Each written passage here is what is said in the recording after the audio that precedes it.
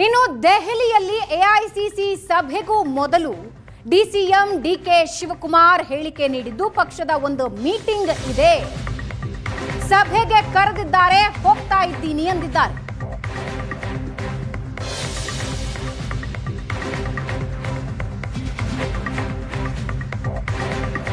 ಹೋದ ಮೇಲೆ ಎಲ್ಲ ನಾಯಕರನ್ನು ಭೇಟಿ ಮಾಡ್ತೀನಿ ಅಂದಿದ್ದಾರೆ.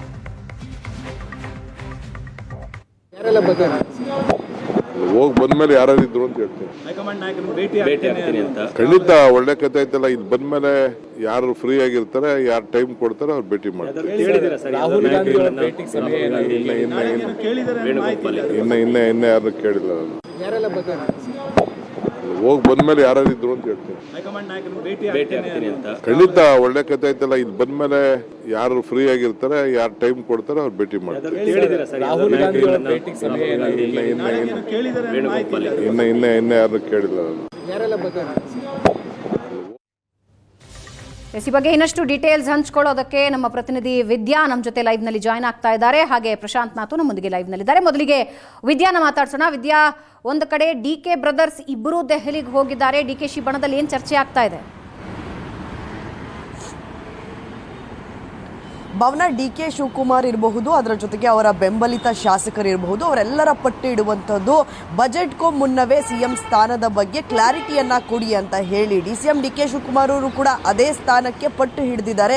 ನೀವು ಒಂದು ಕೊಡ್ತೀವಿ ಅಂತ ಹೇಳಿ ಅಥವಾ ಇಲ್ಲ ಈ ಬಾರಿ ನಿನಗೆ ಕೊಡಲ್ಲ ಅಂತ ಹೇಳಿ ಅನ್ನುವಂತಹ ಪಟ್ಟನ್ನ ಹೈಕಮಾಂಡ್ ಬಳಿ ಡಿಸಿಎಂ ಡಿಕೆ ಶಿವಕುಮಾರ್ ಅವರು ಈಗ ಆ ಎರಡು ಆಯ್ಕೆಗಳನ್ನ ಕೊಟ್ಟಿದ್ದಾರೆ ಅನ್ನುವಂತಹ ಚರ್ಚೆಗಳು ರಾಜ್ಯ ರಾಜಕಾರಣದಲ್ಲಿ ನಡೀತಾ ಇದೆ. ಇದರೆಲ್ಲದರ ಬೆನ್ನಲ್ಲೇ ಅಸ್ಸಾಂ ಚುನಾವಣೆಯ ನಿಮಿತ್ತ ಎಸಿಸಿಯ ನಾಯಕರು ಏನಿದ್ದಾರೆ ಅವರು ಡಿಸಿಎಂ ಡಿಕೆ ಶಿವಕುಮಾರ್ ಅವರಿಗೆ ಸಭೆಗೆ ಬರುವಂತೆ ಆಹ್ವಾನವನ್ನ ನೀಡಿದ್ರು. ಅದರ ನಿಮಿತ್ತವೇ ದೆಹಲಿಗೆ ಇವತ್ತು ಡಿಸಿಎಂ ಡಿಕೆ ಶಿವಕುಮಾರ್ ಅವರು ತೆರಳಿರುವಂತದ್ದು. ಸೊ ಡಿಸಿಎಂ ಡಿಕೆ ಶಿವಕುಮಾರ್ ಅವರು ಕೇವಲ ಅಸ್ಸಾಂ ಚುನಾವಣೆಯ ಬಗ್ಗೆ ಮಾತನಾಡಿ ವಾಪಸ್ ಬರ್ತಾರಾ? ಖಂಡಿತವಾಗ್ಲೂ ಇಲ್ಲ. ಅವರು ಕ್ಲಾರಿಟಿಯನ್ನ ಬಯಸ್ತಾ ಇರುವಂತದ್ದು ರಾಜ್ಯ ರಾಜಕಾರಣದಲ್ಲಿ ಆಗ್ತಾ ಇರುವಂತಹ ನಾಯಕತ್ವ ಬದಲಾವಣೆಯ ಚರ್ಚೆ, ಅದರ ಜೊತೆಗೆ 2.5 ವರ್ಷ ಆದ ನಂತರ ತನಗೆ ಬಿಟ್ಟು ಕೊಡ್ತೀವಿ ಅಂದಂತಹ ಸಿಎಂ ಪಟ್ಟವನ್ನ ನನಗೆ ಯಾವಾಗ ಕೊಡಿಸ್ತೀರಾ ಅನ್ನುವಂತಹ ಕ್ಲಾರಿಟಿಯನ್ನ ಡಿಸಿಎಂ ಡಿಕೆ ಶಿವಕುಮಾರ್ ಅವರು ಪಟ್ಟು ಹಿಡಿದಿರುವಂಥದ್ದು. ಕಳೆದ ಬಾರಿ ಅಸ್ಸಾಂ ಚುನಾವಣೆಯ ನಿಮಿತ್ತ ಸಭೆಗೆ ಹೋದಂತಹ ಸಂದರ್ಭದಲ್ಲೂ ಕೂಡ ರಾಹುಲ್ ಗಾಂಧಿ ಅವರ ಬಳಿ ಇದನ್ನ ಪ್ರಸ್ತಾಪವನ್ನ ಮಾಡಿದ್ರು ಅನ್ನುವಂತಹ ಮಾಹಿತಿ ಸದ್ಯಕ್ಕೆ ಇದೆ. ಆದರೆ ರಾಹುಲ್ ಗಾಂಧಿ ಅವರು ಯಾವುದೇ ಆನ್ಸರ್ ಅನ್ನ ಕೊಟ್ಟಿಲ್ಲ. ಸರಿಯಾದ ಸಮಯದಲ್ಲಿ ಸರಿಯಾದ ನಿರ್ಧಾರವನ್ನ ತಿಳಿಸ್ತೀವಿ ಅನ್ನುವಂತಹ ಮಾತನ್ನ ಮಾತ್ರ ಹೇಳಿದ್ರು. ಅದರ ಬೆನ್ನಲ್ಲೇ ಮೈಸೂರಿಗೆ ಬಂದಂತಹ ಸಂದರ್ಭದಲ್ಲೂ ಕೂಡ ಇದೇ ಚರ್ಚೆ ಆಗಿತ್ತು. ಸೊ ಈಗಲೂ ಕೂಡ ಅಸ್ಸಾಂ ಚುನಾವಣೆಯ ಬಳಿಕ ಕೂಡ ಡಿಸಿಎಂ ಡಿಕೆ ಶಿವಕುಮಾರ್ ಅವರು ಪ್ರಿಯಾಂಕಾ ಗಾಂಧಿ ಅವರ ಬಳಿ ಇರಬಹುದು, ಅದರ ಜೊತೆಗೆ ರಾಹುಲ್ ಗಾಂಧಿ ಅವರು ಏನಾದರೂ ಆ ಸಭೆಗೆ ಬಂದಂತಹ ಸಂದರ್ಭದಲ್ಲಿ ನಾಯಕರ ಬಳಿ ಈ ವಿಚಾರವನ್ನ ಅವರು ಇಡುವಂತಹ ಸಾಧ್ಯತೆ ಇದೆ. ಈ ವಿಚಾರದ ಬಗ್ಗೆ ಅವರು ಕ್ಲಾರಿಟಿಯನ್ನ ಬಯಸುವಂತಹ ಸಾಧ್ಯತೆ ಇದೆ. ಈಗ ಆಲ್ರೆಡಿ ಡಿಸಿಎಂ ಡಿಕೆ ಶಿವಕುಮಾರ್ ಅವರ ಮನವೊಲಿಸೋದಿಕ್ಕೆ ಹೈಕಮಾಂಡ್ ಮುಂದಾಗ್ತಾ ಇದೆ ಅನ್ನುವಂತಹ ಚರ್ಚೆಗಳು ರಾಜ್ಯ ರಾಜಕಾರಣದಲ್ಲಿ ಶುರುವಾಗಿದೆ. ಯಾಕಂದ್ರೆ ಬಜೆಟ್ ಅನ್ನ ನಾನೇ ಮಂಡಿಸ್ತೀನಿ ಅಂತ ಹೇಳಿ ಸಿಎಂ ಸಿದ್ದರಾಮಯ್ಯನವರು ಬಹಿರಂಗವಾಗಿ ಹೇಳಿಕೆಯನ್ನ ಕೊಟ್ಟಿದ್ದಾರೆ. ದಾಖಲೆಯ ಬಜೆಟ್ 17ನೇ ಬಜೆಟ್ ಅನ್ನ ಸಿಎಂ ಸಿದ್ದರಾಮಯ್ಯನವರು ನಾನೇ ಮಂಡಿಸ್ತೀನಿ ಅಂತ ಹೇಳಿ ಸದನದಲ್ಲೂ ಕೂಡ ಅವರು ಹೇಳಿದ್ರು. ಈ ಕಾರಣಕ್ಕಾಗಿಯೇ ಬಜೆಟ್ ಆದ ಬಳಿಕ ಇದರ ಬಗ್ಗೆ ಮಾತನಾಡೋಣ ಅನ್ನುವಂತಹ ಮನವೊಲಿಕೆಯ ಕಾರ್ಯ ನಡೀತಾ ಇದೆ ಅನ್ನುವಂಥದ್ದು ಕೂಡ ಒಂದಷ್ಟು ಬಣದ ಶಾಸಕರಲ್ಲಿ ಚರ್ಚೆ ಆಗ್ತಾ ಇದ್ರೆ, ಇನ್ನೊಂದು ಕಡೆ ಯಾವುದೇ ಕಾರಣಕ್ಕೂ ಕೂಡ ಬಜೆಟ್ ಮಂಡನೆ ಆಗೋದಿಕ್ಕೆ ಬಿಡಬಾರ್ದು. ಬಜೆಟ್ ಮಂಡನೆಗೂ ಮುಂಚಿತವಾಗಿಯೇ ನಾಯಕತ್ವ ಬದಲಾವಣೆಯ ವಿಚಾರವಾಗಿ ನಾವು ಕ್ಲಾರಿಟಿಯನ್ನ ತೆಗೆದುಕೊಳ್ಬೇಕು ಅನ್ನುವಂತಹ ಚರ್ಚೆ ಕೂಡ ಸದ್ಯಕ್ಕೆ ಇರುವಂತದ್ದು ಭಾವನಾ. ಆದ್ರೆ ಡಿಸಿಎಂ ಡಿಕೆ ಶಿವಕುಮಾರ್ ಅವರು ದೆಹಲಿಯಲ್ಲಿ ಇರುವಂತಹ ಕಾರಣಕ್ಕಾಗಿ ಅವರು ಏನ್ ನಿರ್ಧಾರವನ್ನ ತೆಗೆದುಕೊಳ್ತಾರೆ, ನಾಯಕರ ಬಳಿ ಏನೆಲ್ಲ ಚರ್ಚೆ ಮಾಡ್ತಾರೆ, ಯಾವ ರೀತಿಯಾದಂತಹ ಕ್ಲಾರಿಟಿಯನ್ನ ಡಿಸಿಎಂ ಡಿಕೆ ಶಿವಕುಮಾರ್ ಅವರು ಬಯಸ್ತಾ ಇದ್ದಾರೆ ಅನ್ನುವಂಥದ್ದು ಸದ್ಯಕ್ಕಿರುವಂತಹ ಕುತೂಹಲ. ಡಿಸಿಎಂ ಡಿಕೆ ಶಿವಕುಮಾರ್ ಅವರು ದೆಹಲಿಯಿಂದ ವಾಪಸ್ಸಾದ ಬಳಿಕವಷ್ಟೇ ಇದೆಲ್ಲದಕ್ಕೂ ಕೂಡ ತೆರೆ ಬೀಳುತ್ತೆ. ಎಸ್, ಧನ್ಯವಾದ ವಿದ್ಯಾ. ಪ್ರಶಾಂತ್, ಡಿಕೆ ಬ್ರದರ್ಸ್ ಇಬ್ಬರು ಒಟ್ಟಿಗೆ ಅಖಾಡಕ್ಕಿಳಿದಿದ್ದಾರೆ ಅಂದರೆ ಯಾವುದೋ ಮೀಟಿಂಗ್ ಅಂತ ನಂಬೋದು ಕಷ್ಟ. 2 ದಿನಗಳ ಈ ವಾಸ್ತವ್ಯದಲ್ಲಿ ಒಂದು ಅಂತಿಮ ನಿರ್ಧಾರ ಅಥವಾ ಹೈಕಮಾಂಡ್ನಿಂದ ಏನಾದರೂ ಒಂದು ಪಾಸಿಟಿವ್ ಬರಬಹುದಾ ಡಿಕೆ ಬ್ರದರ್ಸ್ಗೆ? ಆದರೆ ಬಜೆಟ್ ಆಗೋದಕ್ಕೆ ಮುಂಚೆ ಹೈಕಮಾಂಡ್ ಏನೋ ಹೇಳುತ್ತೆ ಅನ್ನೋದು ಕೂಡ ಡೌಟೇ. ನೋಡಿ, ಇಲ್ಲಿಯವರೆಗೆ ನವೆಂಬರ್ನಿಂದ ಈಗ ನಾವು ಫೆಬ್ರವರಿ 10ನೇ ತಾರೀಕಿನಲ್ಲಿದ್ದೀವಿ.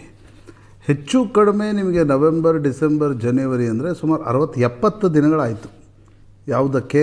ಡಿ ಕೆ ಶಿವಕುಮಾರ್ ಅವರ ಗಡುವಿಗೆ. ನವೆಂಬರ್ 20 ಅವರ ಗಡುವಿತ್ತು. 70 ದಿನಗಳಲ್ಲಿ ಹೈಕಮಾಂಡ್ ಒಂದು ಇಂಚು ಮೂವ್ ಆದಂತೆ ಕಾಣ್ತಿಲ್ಲ. ಹೈಕಮಾಂಡ್ ಇಲ್ಲ ನಾವು ಮಾಡ್ತೀವಿ, ಬಜೆಟ್ ನಂತರ ಮಾಡ್ತೀವಿ, ಅದಾದಮೇಲೆ ಮಾಡ್ತೀವಿ, ಯಾವುದನ್ನೂ ಕೂಡ ಡಿ ಕೆ ಶಿವಕುಮಾರ್ಗೊಂದು ಖಚಿತ ಭರವಸೆಯನ್ನು ಹೈಕಮಾಂಡ್ ಕೊಡ್ತಾ ಇಲ್ಲ. ಪ್ರಾಯಶಃ ಡಿ ಕೆ ಶಿವಕುಮಾರ್ ಅವರ ತಳಮಳಕ್ಕೆ ಮುಖ್ಯ ಕಾರಣ ಹೈಕಮಾಂಡ್ ಏನನ್ನೂ ಮಾಡ್ತಾ ಇಲ್ಲ ಅನ್ನುವ ಸ್ಥಿತಿ. ಯಾಕಂದರೆ ಡಿ ಕೆ ಶಿವಕುಮಾರ್ 2 ಹೆಜ್ಜೆ ಮುಂದೆ ಹೋಗಿ ನಾನು ಮುಖ್ಯಮಂತ್ರಿ ಆಗಿಬಿಡ್ತೀನಿ ಅಂತಕ್ಕಂಥದ್ದನ್ನು ಆಪ್ತರ ಬಳಿ ಕೂಡ ಹೇಳ್ಕೊಂಡಿದ್ರು. ಅವ್ರಿಗೂ ಒಂದು ಭಯಂಕರ ಕಾನ್ಫಿಡೆನ್ಸ್ ಇತ್ತು. ಈಗ ನಮ್ಮ ಸ್ಟುಡಿಯೋಗೆ ಬಂದಾಗ ಅವ್ರಿಗೊಂದು ಕಾನ್ಫಿಡೆನ್ಸ್ ಇತ್ತು, ನನಗೆ ಇನ್ನೊಂದು ತಿಂಗಳಲ್ಲಿ ಮುಖ್ಯಮಂತ್ರಿ ಆಗ್ತೀನಿ ಅಂತಕ್ಕಂಥ ವಿಶ್ವಾಸ ಇತ್ತು. ಆದರೆ ಹೈಕಮಾಂಡ್ ಪ್ರಮುಖವಾಗಿ ರಾಹುಲ್ ಗಾಂಧಿ ಯಾವುದೇ ನಿರ್ಧಾರವನ್ನು ತೆಗೆದುಕೊಳ್ಳಿಕ್ಕೆ ಒಪ್ತಾ ಇಲ್ಲ. ಕೆ ಸಿ ವೇಣುಗೋಪಾಲ್ ರಾಹುಲ್ ಗಾಂಧಿ ಅವರಿಗೆ ಈಗ ನಿರ್ಣಯ ತೆಗೆದುಕೊಳ್ಳೋದು ಬೇಡ, ಕೇರಳದ ಚುನಾವಣೆ ಆಗುವವರೆಗಂತೂ ನಾವು ಅದರ ಬಗ್ಗೆ ಮಾತಾಡೋದೇ ಬೇಡ ಅನ್ನುವ ರೀತಿಯಲ್ಲಿ ಕೆ ಸಿ ವೇಣುಗೋಪಾಲರ ಸಲಹೆ ರಾಹುಲ್ ಗಾಂಧಿಗಿದೆ ಅಂತಕ್ಕಂಥದ್ದು ಡಿ ಕೆ ಶಿವಕುಮಾರ್ ತಳಮಳಕ್ಕೆ ಮತ್ತು ಬೇಸರಕ್ಕೆ ಕಾರಣ. ಈ ಬೇಸರ ಆಕ್ರೋಶ ಆಗುತ್ತಾ ಅನ್ನೋದೇ ಕರ್ನಾಟಕದ ರಾಜಕಾರಣದ ದೃಷ್ಟಿಯಿಂದ ಮುಖ್ಯವಾಗಿರ್ತಕ್ಕಂಥ ಭಾಗ. ಅಂದರೆ ತಾಳ್ಮೆಯ ಕಟ್ಟೆ ಒಡೆಯುತ್ತೆ ಅನ್ನೋದನ್ನು ಡಿ ಕೆ ಸುರೇಶ್ ಹೇಳ್ತಾನೇ ಇದ್ದಾರೆ. ಎಕ್ಸಾಕ್ಟ್ಲಿ ತಾಳ್ಮೆಯ ಕಟ್ಟೆ ಒಡೆಯೋದಂದ್ರೆ ಏನು ಒಂದು ಪ್ರಶ್ನೆ. ಎರಡನೇ ಪ್ರಶ್ನೆ, ಕನಕೋತ್ಸವದ ಸಂದರ್ಭದಲ್ಲೂ ಕೂಡ ನಾವು ನೋಡಿದ್ವಿ 40 ಶಾಸಕರು ಡಿ ಕೆ ಶಿವಕುಮಾರ್ ಅವರ ಆಮಂತ್ರಣಕ್ಕೆ ಹೋಗೊಟ್ಟು ಕನಕೋತ್ಸವದಲ್ಲಿ ಭಾಗವಹಿಸಿ ಡಿ ಕೆ ಶಿವಕುಮಾರ್ ಅವರಿಂದ ಸತ್ಕಾರ ಮಾಡಿಕೊಂಡು ಬಂದರು. ಆ ಸಂಖ್ಯೆ ಜಾಸ್ತಿ ಮಾಡುವಲ್ಲಿ ಡಿ ಕೆ ಶಿವಕುಮಾರ್ ಯಶಸ್ವಿ ಆಗ್ತಾರಾ? ಅದು ಯಶಸ್ವಿ ಆಗಬೇಕಾದ್ರೆ ನನಗನ್ಸುತ್ತೆ ಹೈಕಮಾಂಡನ್ನು ಸ್ವಲ್ಪ ಅವರು ಅಲುಗಾಡಿಸ್ಲಿಕ್ಕೆ ಯಶಸ್ವಿ ಆದರೆ ಮಾತ್ರ ಇಲ್ಲಿ ಶಾಸಕರ ಸಂಖ್ಯೆ ಜಾಸ್ತಿ ಆಗುತ್ತೆ. ಹೈಕಮಾಂಡ್ ಒಂದು ವೇಳೆ ಇಲ್ಲ ನಾವು ಏನನ್ನೂ ಯೋಚನೆ ಮಾಡ್ತಿಲ್ಲ ಅಂತಂದರೆ ಶಾಸಕರು ಸುಮ್ಮನೆ ಬಂದು ಡಿ ಕೆ ಶಿವಕುಮಾರ್ ಪರವಾಗಿ ನಿಂತ್ಕೊಳ್ತಾರೆ ಅನ್ನುವ ಸ್ಥಿತಿ ಕರ್ನಾಟಕದ ಕಾಂಗ್ರೆಸ್ನಲ್ಲಂತೂ ಕಾಣ್ತಾ ಇಲ್ಲ. ಹೀಗಾಗಿ ನನಗನ್ಸುತ್ತೆ ನೋಡಿ, ಏನೇ ನಿರ್ಣಯ ಆಗಬೇಕಾದ್ರೂ ಸಿದ್ದರಾಮಯ್ಯನವರನ್ನು ಕರೆಸ್ಕೊಳ್ಬೇಕಾಗತ್ತೆ ಮೊದಲು. ಡಿ ಕೆ ಶಿವಕುಮಾರ್ ಜೊತೆ ಮಾತನಾಡಿ ಏಕಪಕ್ಷೀಯವಾಗಿ ಏನನ್ನೂ ಮಾಡಲಿಕ್ಕೆ ಹೈಕಮಾಂಡ್ಗೆ ಸಾಧ್ಯ ಆಗಲ್ಲ. ಯಾವಾಗ ಸಿದ್ದರಾಮಯ್ಯನವರು ಮಾತುಕತೆಗಂತ 2 ದಿನ 3 ದಿನ ದಿಲ್ಲಿಗೆ ಹೋಗ್ತಾರೋ ಆಗ we can safely say that something is moving. But before budget ಅಂತೂ ಆ ಸಾಧ್ಯತೆಗಳು ಕಮ್ಮಿ, ಕಷ್ಟ ಅಂತ ಅನ್ಸುತ್ತೆ. ಯಾಕಂದರೆ ಹೈಕಮಾಂಡ್ ಬ್ಯುಸಿ ಇದೆ ನಾನಾ ವಿಷಯಗಳಲ್ಲಿ. ಸಂಸತ್ತಿನ ಸದನ ಇದೆ, ಅಸ್ಸಾಂನ ಚುನಾವಣೆ ಇದೆ, ಕೇರಳದ ಚುನಾವಣೆ ಇದೆ. ಅಸ್ಸಾಂ ಮತ್ತು ಕೇರಳದಲ್ಲಿ ಕಾಂಗ್ರೆಸ್ಗೊಂದು ಅವಕಾಶ ಇದೆ ಅಂತಕ್ಕಂಥದ್ದನ್ನು ಹೇಳಲಾಗ್ತಾ ಇದೆ. ಆ ಕಾರಣದಿಂದ ಬಜೆಟ್ಗಿಂತ ಮುಂಚೆ ಸಾಧ್ಯ ಆಗಲ್ಲ. ಬಜೆಟ್ ಶುರು ಆದರೆ ನಿಮಗೆ ಬಜೆಟ್ ಅಧಿವೇಶನ ಮುಗಿಯೋ ತನಕ ಸಾಧ್ಯ ಆಗಲ್ಲ. ಅದಾದಮೇಲೆ ಸಿದ್ದರಾಮಯ್ಯನವರ ಅಸ್ತ್ರಗಳಿವೆ, ಜಾತಿ ಗಣತಿ, ಬೆಂಗಳೂರು ಮಹಾನಗರ ಪಾಲಿಕೆ ಚುನಾವಣೆ, SIR ವಿರುದ್ಧದ ಹೋರಾಟ. ಆಗ ಹೈಕಮಾಂಡ್ ಏನು ನಿರ್ಧಾರ ತೆಗೆದುಕೊಳ್ಳುತ್ತೆ? ಡಿ ಕೆ ಶಿವಕುಮಾರ್ ಪರವಾಗಿ ಗಟ್ಟಿಯಾಗಿ ನಿಲ್ಲುತ್ತಾ? ಶಾಸಕರಷ್ಟಿದ್ದಾರೆ? ಈ ಎಲ್ಲ ಪ್ರಶ್ನೆಗಳು ರಾಜ್ಯದ ರಾಜಕಾರಣದಲ್ಲಿ ನಡೀತಾ ಇವೆ. ರೈಟ್ ಪ್ರಶಾಂತ್, ವಾಪಸ್ ಬರ್ತೀನಿ.